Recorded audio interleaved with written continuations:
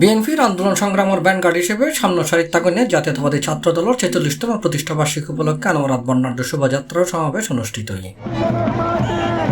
বুধবার ১ জানুয়ারি দুপুরে উপজেলার কলাবিবি দিগুর মরুত্তন আনোয়ারা উপজেলা সরকারি কলেজ ও বটতলী শাহ মোহসেন আউলিয়া ডিগ্রি কলেজের যৌথ আয়োজনে বর্ণাঢ্য শোভাযাত্রা অনুষ্ঠিত হয়। শোভাযাত্রা উপজেলা গুরুত্বপূর্ণ সড়ক প্রদক্ষিণ শেষে ছাত্রী মোহনীবাজারের দক্ষিণ জায়গায় সংক্ষিপ্ত সমাবেশত পরিণত হয়।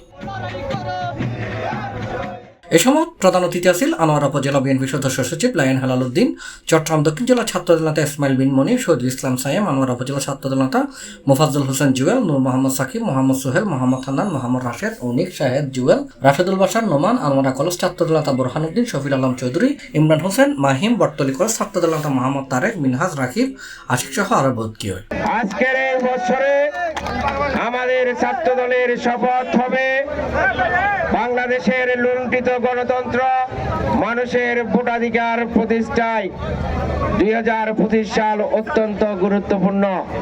আমরা যেমনি ছিলাম এখনো আছি, যতক্ষণ পর্যন্ত বাংলাদেশের মানুষের গণতান্ত্রিক অধিকার পুনঃপ্রতিষ্ঠিত না হবে, বাংলাদেশের মানুষের মনোনীত নেতৃত্ব নির্বাচিত না হবে, বাংলাদেশ জাতীয়তাবাদী দল বিএনপি দেশনায়ক তারেক রহমানের নেতৃত্বে ছাত্রদল সহ সকল অঙ্গ সংগঠন নিয়ে রাজপথে থাকবে ইনশাল্লাহ।